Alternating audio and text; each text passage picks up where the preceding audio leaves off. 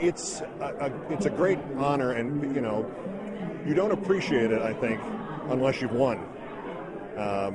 I've been lucky enough to win 3 times, including last year, and the opportunity to come back and share that moment, knowing that the person is going to have kind of a rapid heartbeat and a blur quality to what they're going through.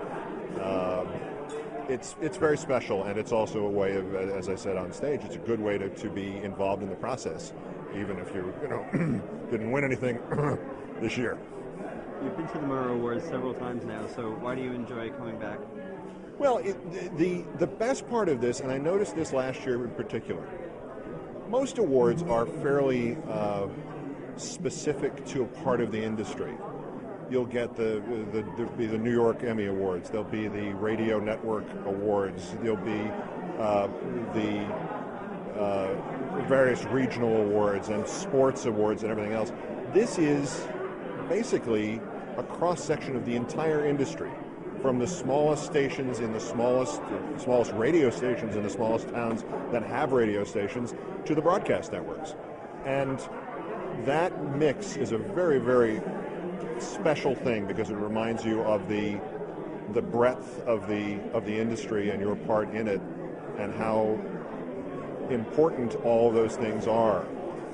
That what we have at sort of the national scope would not exist without that structure beneath it of all the local stations. And it's great. It's also just great to see people do great work, whether they're at CBS News or working in the smallest town you could imagine. I mean, it's a great reminder how much dedication there is and how many people are out there striving to do the work that you hold yourself, hopefully, to some sort of standard, and hear other people who are achieving that or better. How do you think the legacy of Edward R. Murrow lives on in today's journalism? Particularly now, I think the willingness to take risks of all kinds, and I think even a careful or not too careful study of Murrow's career will indicate that his great success was as a risk taker. From the first decision to leave a fairly comfortable position that he had with CBS as the director of talks, as they called it, and then to go to Europe to supervise. Basically, he was there to book concert, the lines to cover live concerts as cultural things for the broadcast network.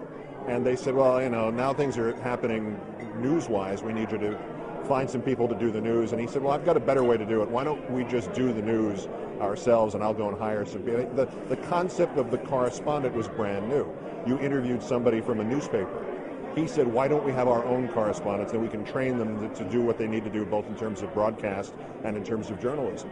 And all the chances he took during the war itself. And there were advocacy positions that he took. There were also risks. And there were, later on, obviously, the risks that he took in the broadcast about the Red Scare of the early 50s, and all the See It Now programs from television that discussed cancer risks from cigarettes in the 50s.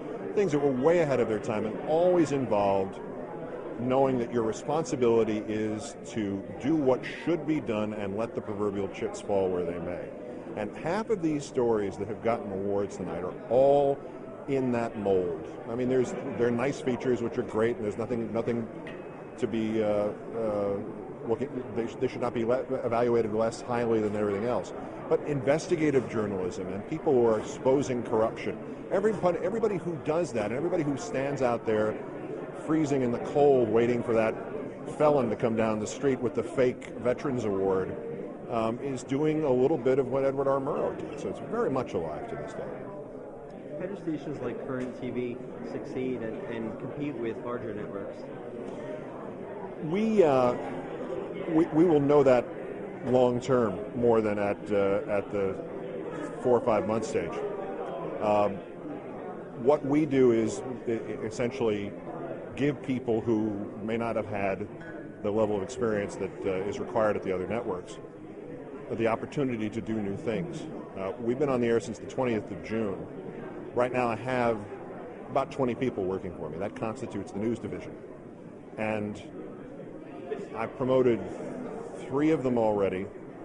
we've turned one guy who was an AP right out of college. We sent him out with a camera, and one of the PAs, he's a PA, and the AP that he went out with has a considerable reporting experience. So having no other means of doing this, we sent them down to cover Occupy Wall Street. So the idea is utilize the resources right in front of you and don't stick to people's resumes. Just stick to what you see in them, their capabilities, and that's the way to compete. And it's very much, again, it dovetails to your other question about, how does the legacy of Murrow live on? You got an hour every night, how are you going to fill it? Well, you better figure out who the right people are to do it and work from there, and that's part of the trick, I think.